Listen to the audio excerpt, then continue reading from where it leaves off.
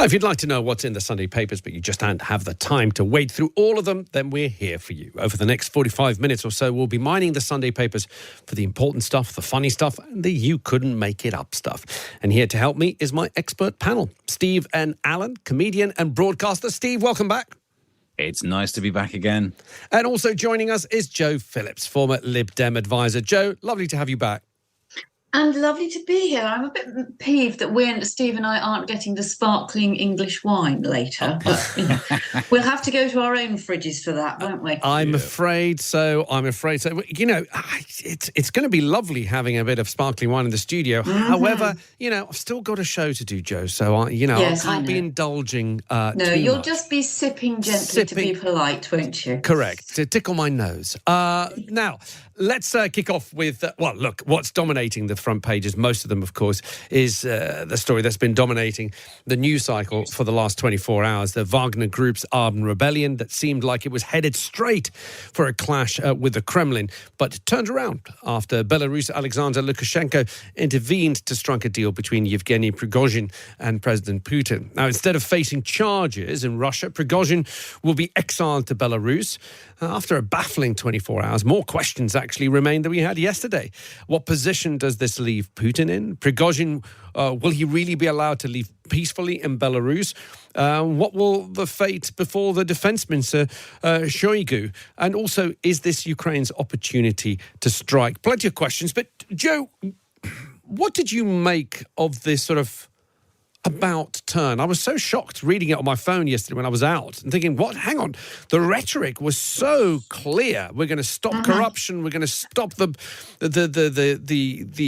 bureaucracy. It was all aimed at Putin, but all of a sudden something changed. I know, it's bizarre. I have to say that my favourite front page today is the Daily Star on Sunday, which says, Mad Vlad Scarpas as equally bonkers warlord starts coup and threatens Moscow.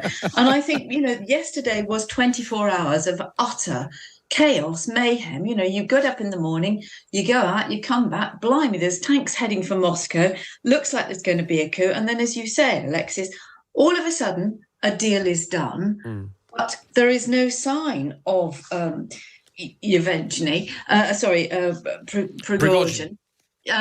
Sorry, I'm calling him by his first name, like we're personal friends. And, where is he? He's in Belarus, so we're told. Well, is he going to stay there, or is he going to go and carry out, the arm's length operations in Central Africa that he's done before for Putin? I mean, the whole thing is very bizarre, and you can't help, without wanting to sound like a bonkers conspiracy theorist, wondering whether there isn't some sort of distraction going on to give perhaps false hope to Ukraine that Putin is weakened. But why, a man of his arrogance and ego, why would he allow this to happen, on the world's media? It is a most bizarre story. Steve, Joe makes a fine point there. Because it's so nonsensical, most of it, when you start looking into it, of course, that leaves the door wide open for all sorts of conspiracies or sort of scenarios that have no basis in any sort of evidence that we can speak for, because ultimately, unless someone leaks it, and even then it's going to be difficult to verify, we won't really know what happened, what that deal was, what has Prigozhin actually been offered. Yeah, that's true. And I know, if we're being brutally honest, and I'm aware that all media has spent 24 hours speaking to experts, but no one can really be an expert in this because it's not like it's ever happened before. So all of us are really in this territory of guessing. I suppose there are a few things we know. We know of the Telegram messages that Prigozhin said before, actually saying, you have been lied to the Russian people. You have been lied to. This war was not a defensive war. Ukraine wasn't going to attack us.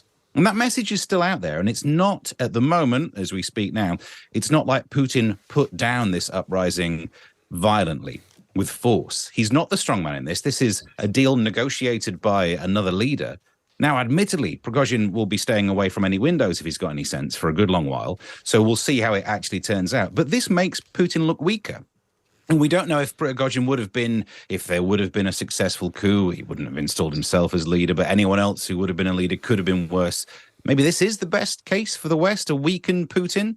But as you say, who knows whether the evidence we're seeing is actual evidence or some sort of false leaking. Well, there's two excellent pieces in the Sunday Times, one reflecting on the weekend's event and the other one about the man himself, Yevgeny Prigozhin, and how, I mean, his story is extraordinary. He was in jail in the 80s. He was a hot dog salesman in the 90s.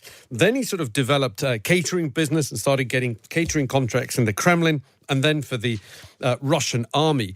And sort of still quite extraordinary how you make the leap from that to leading one of the world's sort of most notorious private armies that's operating, as you said, Steve, around the globe. A lot of Wagner soldiers in Africa at the moment, as well as, of course, eastern Ukraine and southern Russia. Let's move on to another story that's perhaps a little closer. Well, it is a little closer to home, but also it will have had people, well, worrying, I think, whilst they're preparing their Sunday lunch. Joe, the mortgage crisis and Prime Minister Rishi Sunak in the Sunday Times. Yes, Rishi Sunak, who is so fantastically out of touch, and it's not just because he is incredibly wealthy. He just doesn't get it. He's saying, hold your nerve. That's his message to people, and we'll come on to what he says about the health service in a minute.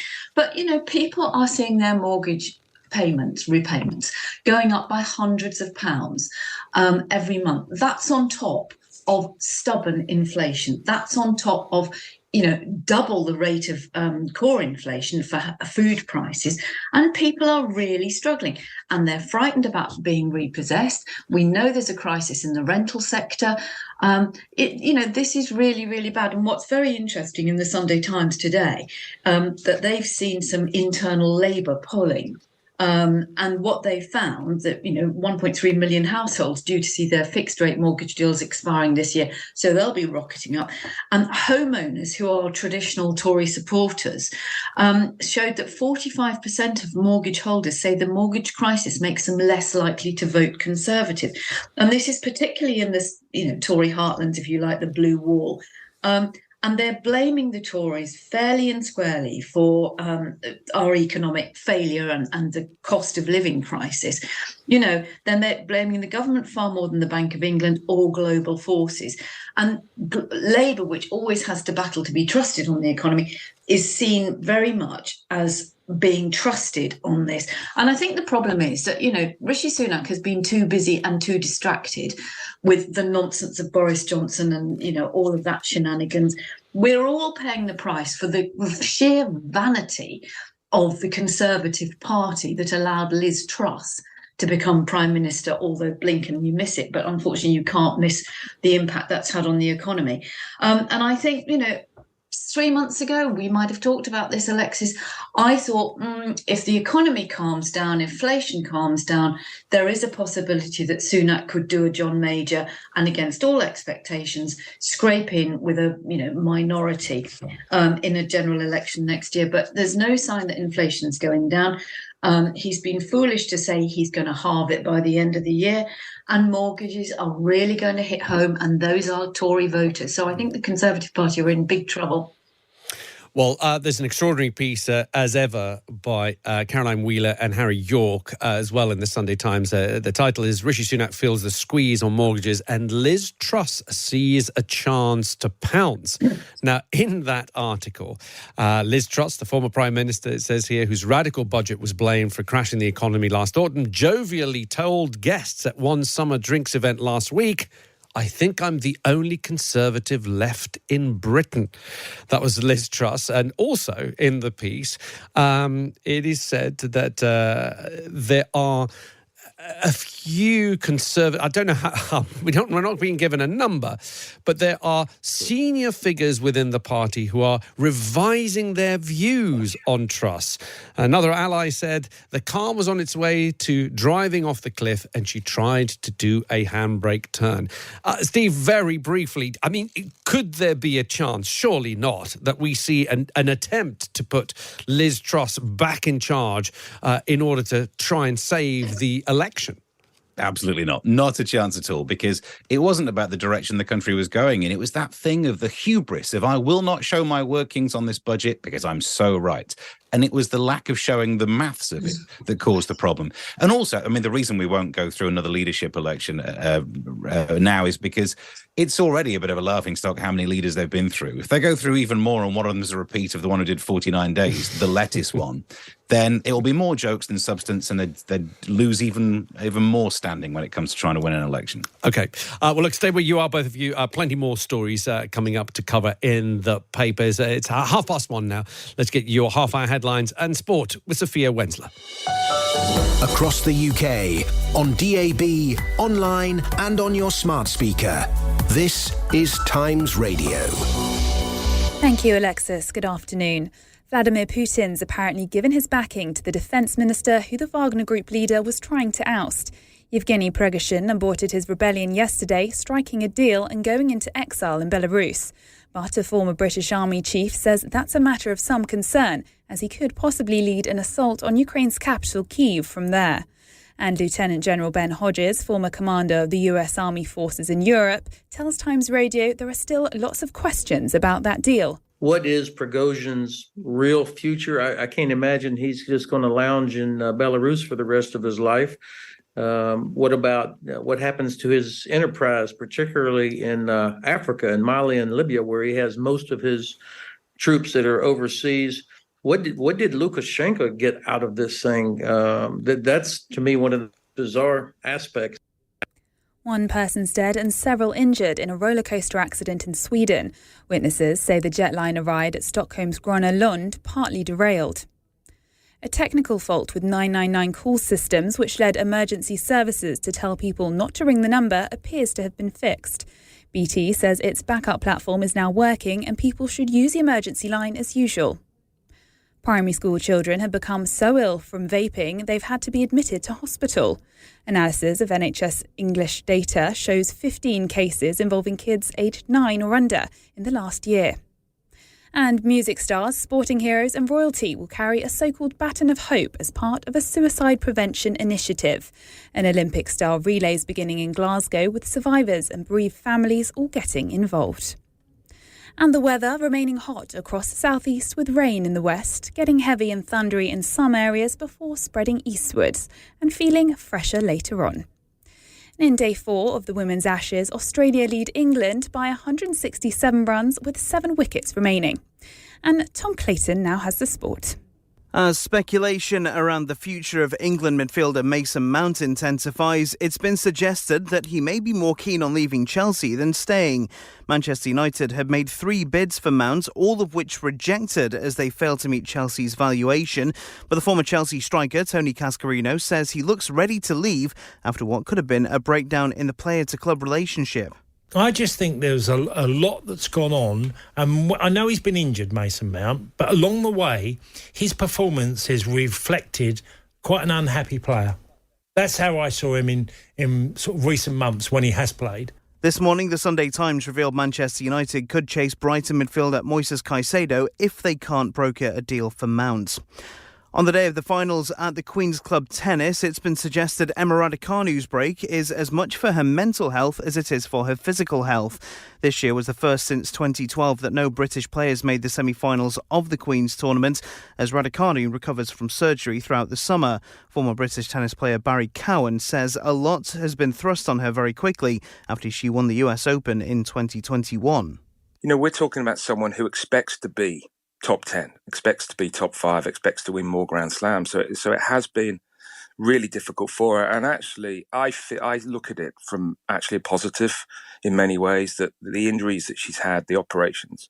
So it'll almost like she will start all over again. And I think that's the way she's got to look at it. And a former jockey says he wouldn't be surprised if Frankie Dettori ends up on reality TV after retiring from horse racing this year. Martin Dwyer says there's no doubting one of the sport's most successful ever jockeys will hang up his silks. He said he wanted to finish at the top. He's going out with a bang, and a lot of people are speculating, will he keep going next year? But I personally think he'll end. He's set out to finish at the very top. I was sat in his house with him in November, and he cracked open a bottle of champagne and he said to me, "This is it, I'm finishing." There's more on the Times website and app. This is Times Radio. If I need an eye test, I don't go to Specsavers. One thing you won't see at Specsavers is me. Do I go? Yes! I mean, no. Me, I don't go to Specsavers. Nor you, Spike? Should have gone to Specsavers. Nah.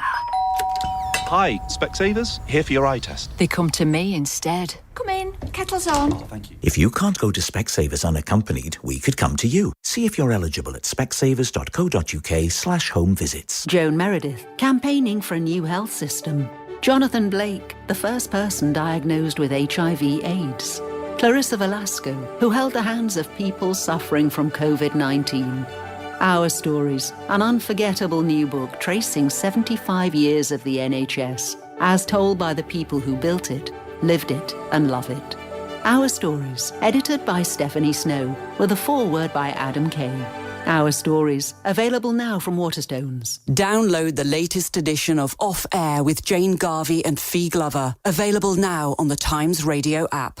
Alexis Conran on Times Radio with Travel Zoo. Join over 30 million Travel Zoo members and get inspired by offers and one-of-a-kind experiences, all personally reviewed by deal experts. Join at travelzoo.com. 1:37 is the time. Welcome if you just joined us. There's a fantastic offer on subscriptions to The Times this week. You can get 50% off your first 3 months of the 7-day print newspaper and the digital edition, so you can enjoy the quality journalism you'd expect every day of the week. Now, to get the offer, just head to the Times website or app and look for the links to subscribe. Now, I've been asking you for your ideal Glastonbury headliner, and someone who hasn't headlined before, perhaps, but they really should have. And John has tweeted this. It says, "Hi, Alexis. For me, just one artist, Kate Bush. I may have suggested her last year too. Here's hoping." Well, yes, here's hoping.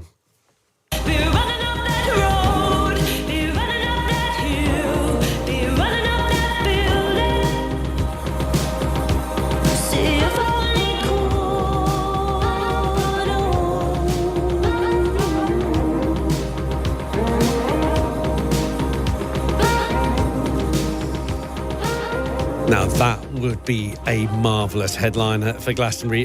Kate Bush running up that hill. Keep them coming in. Who would be your ideal Glastonbury headliner? Doesn't matter if they're no longer with us. Text 87222, start your message with the word Times. You can tweet us here at Times Radio. Back in the company of Steve N. Allen, comedian, broadcaster, and Joe Phillips, former Lib Dem advisor, and looking through the papers. Steve, Joe was telling us about Rishi Sunak writing the Sunday Times today about the mortgage crisis. Now, The Observer has got an interesting article because it uses figures from the Office of National Statistics.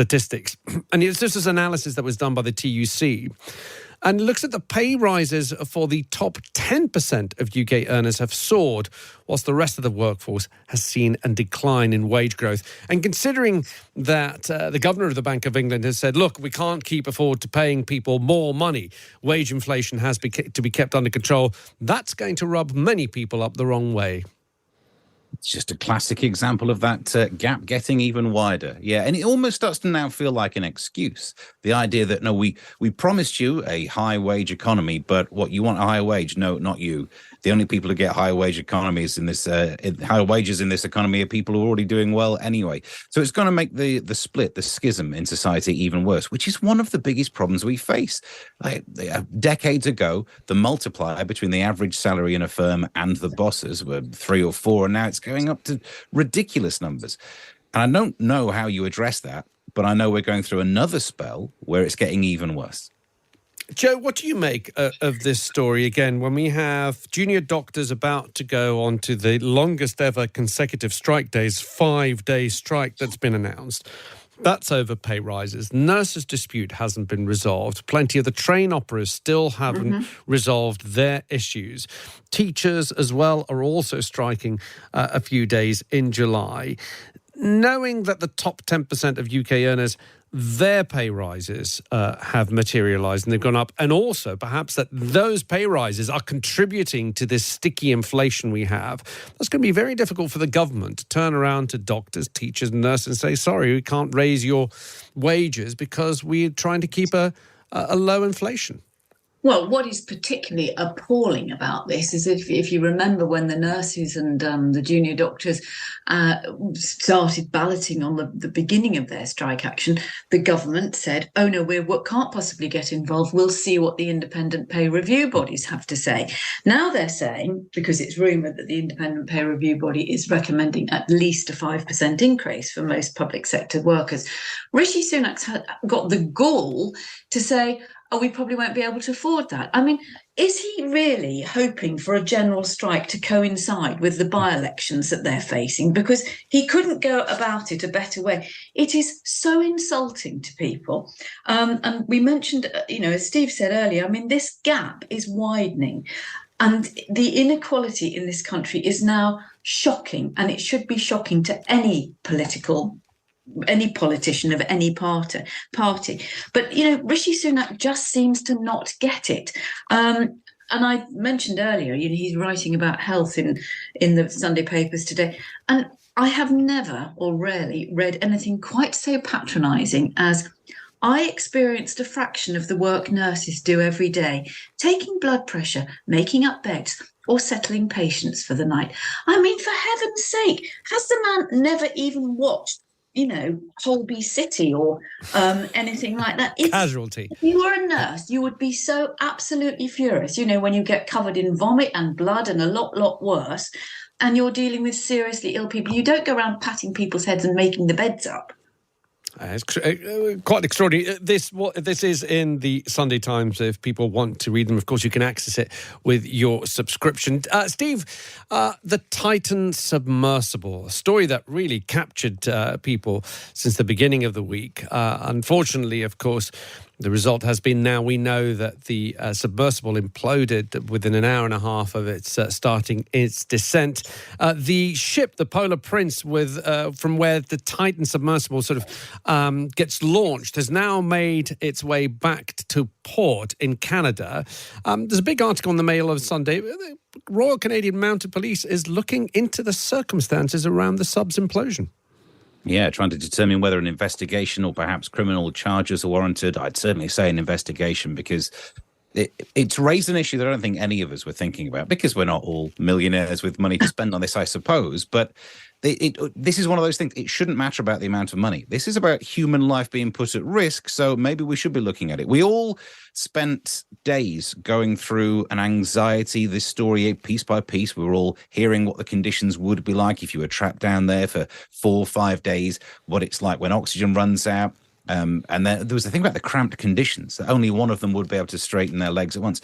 So we went through that emotional roller coaster, the empathy of hearing it. And then we find out that's not what happened.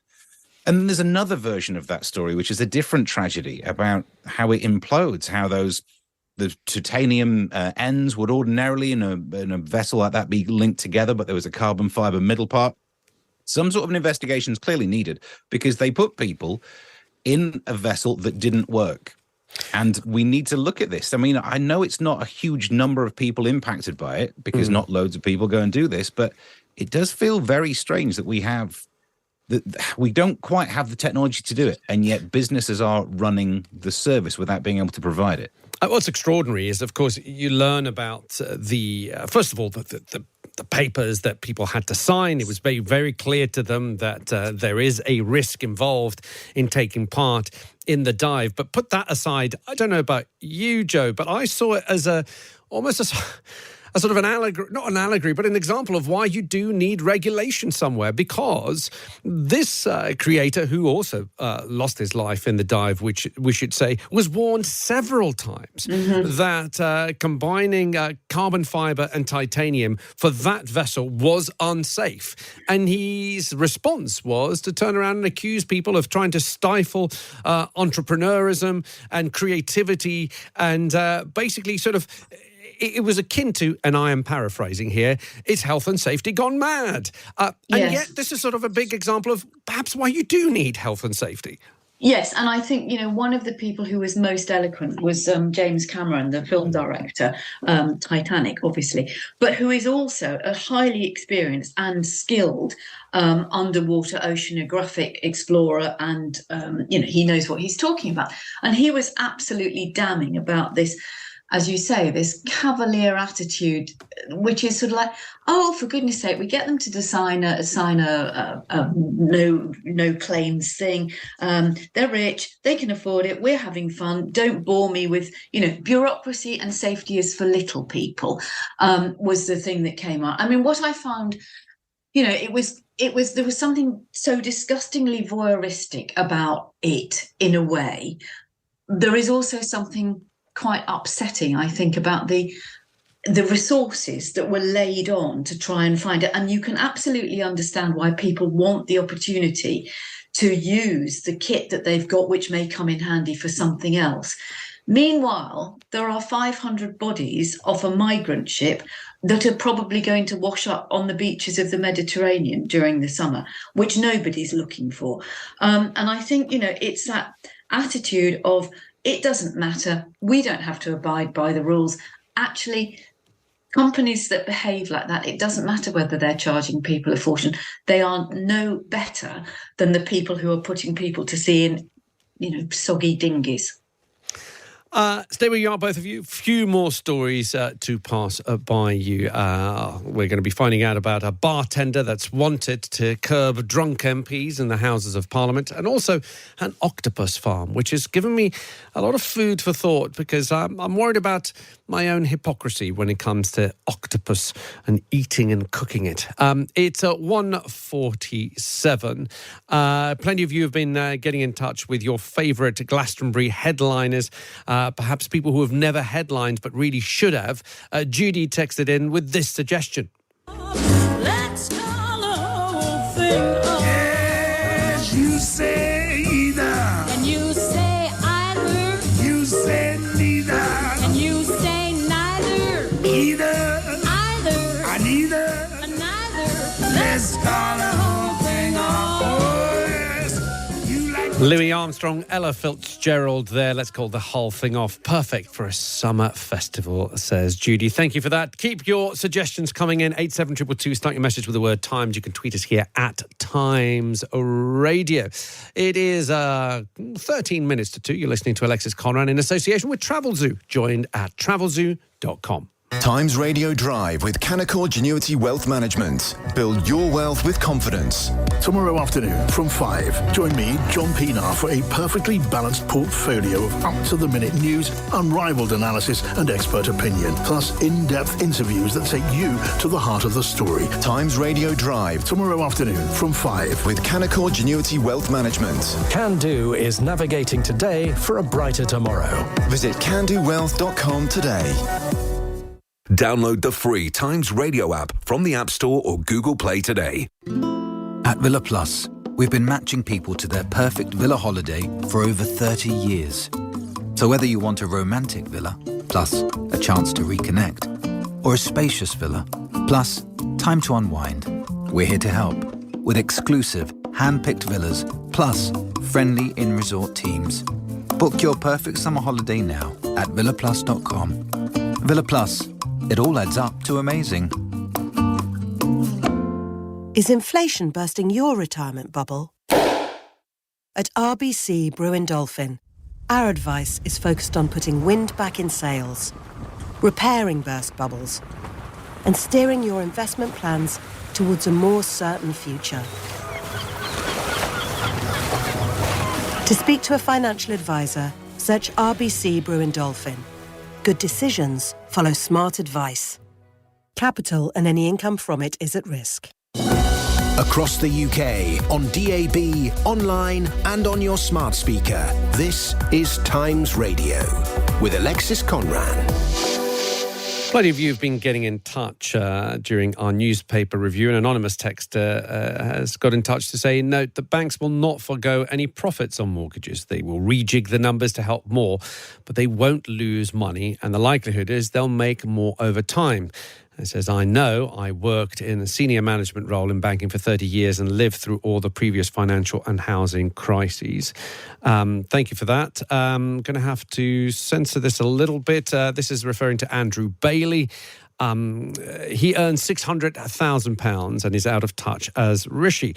The public sector suffered the years of austerity, and now they've got to carry the brunt of the latest economic fiasco caused by the Tories.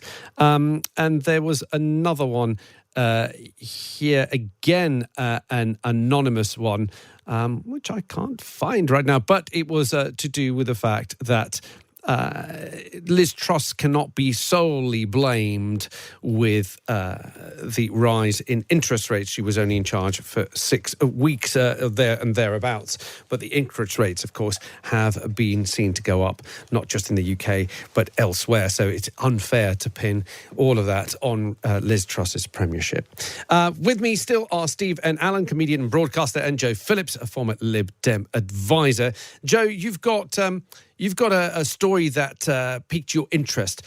Just Stop Oil, again in the Sunday Times today. Tell us about it. Yeah, this is really interesting. It's an interview with Trevor Nielsen. He's an American, very wealthy businessman and entrepreneur. And he funded set up the Climate Emergency Fund, which in turn has funded Extinction Rebellion and Just Stop Oil.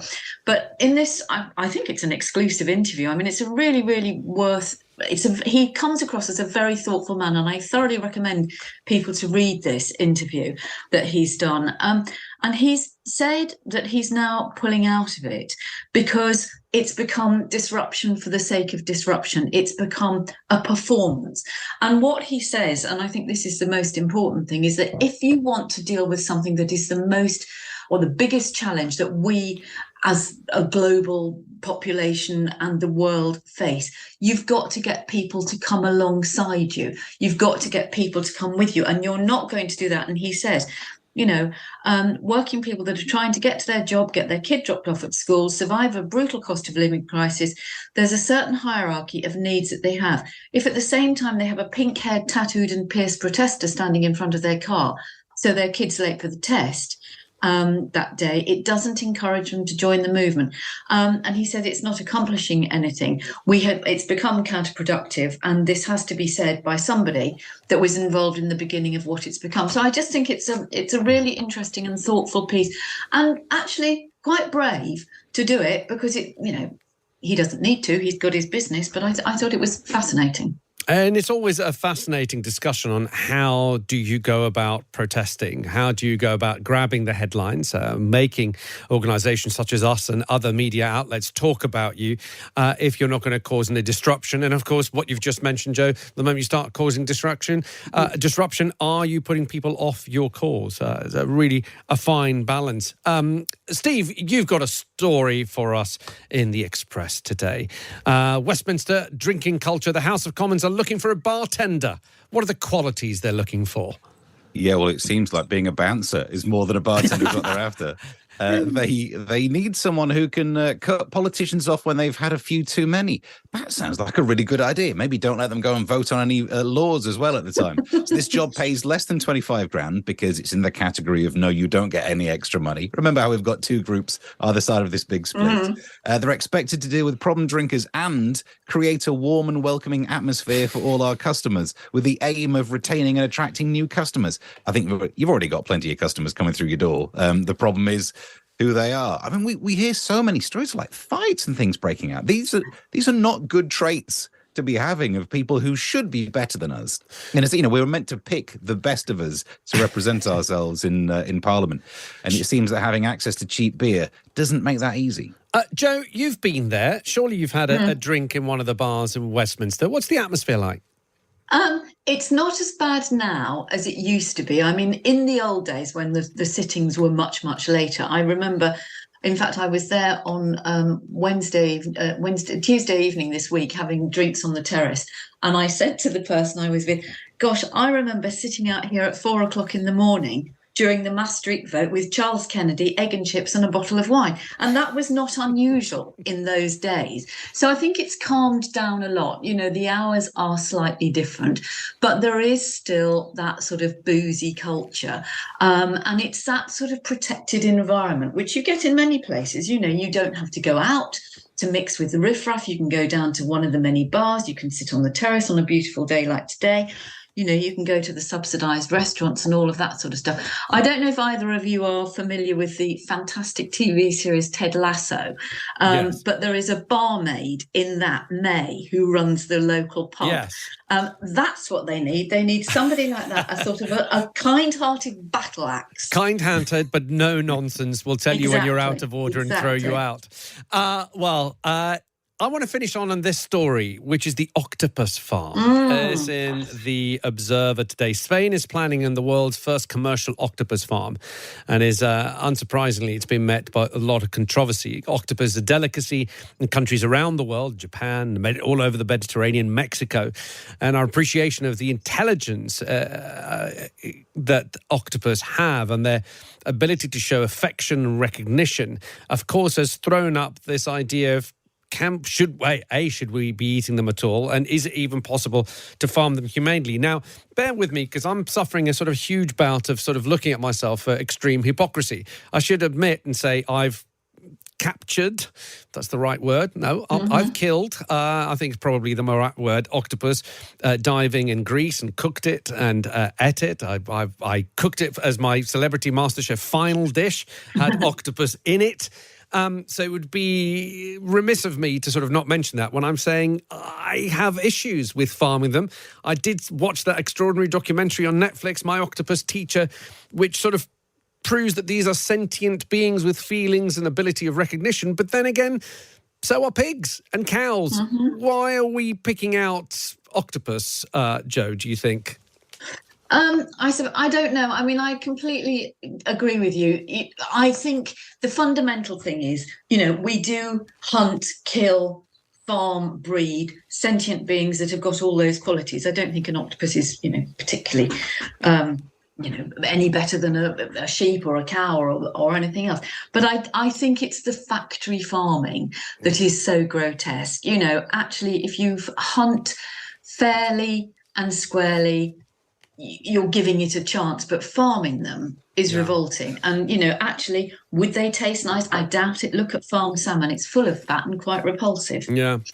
Steve, the counter-argument from the organisations that are looking to farm octopus are saying, well, look, if we farm it, because they're looking to kill about 1 million octopus a year to provide thousands of tons of it all over the world. They're saying, look, if we're farming it, that means that wild octopus can be left unharmed. But of course, that's not what's happened with fishing. So fishing, we've had farming fishing stock, but that hasn't stopped wild fishing, almost depleting certain stocks. What are your thoughts on this?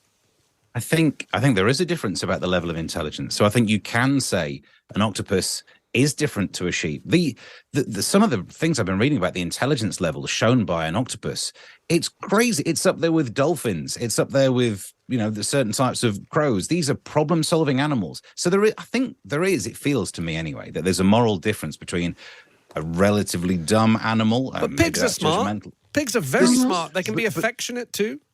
But the idea of how problem-solving these octopus can get, I mean, there's a story in the science community of one that in some aquarium every day they go in and the lights had fused and they didn't know why, and they'd actually find out they left a film running so they could see at night the octopus would squirt water to the switch on the wall and it would work out that would fuse the lights and turn the lights off. Brilliant. A beast that is that clever, maybe you shouldn't be farming it. No, maybe it should be. I think we need an octopus to lead the country. I mean, that is the only way out of this mess, isn't it? Never mind a lettuce. Now there's an idea. Beautifully done, the papers, both of you. Thank you so much for giving me your time on this wonderful sunny afternoon. Well, at least it is down here in London. Steve and Alan, comedian and broadcaster, thank you. And as always, thank you to Joe Phillips, former Lib Dem advisor. Coming up in the next hour, we're going to be getting the Belarusian view of what happened in Russia yesterday. We're going to be finding out as well what the nation thinks, not just the popularity of the parties,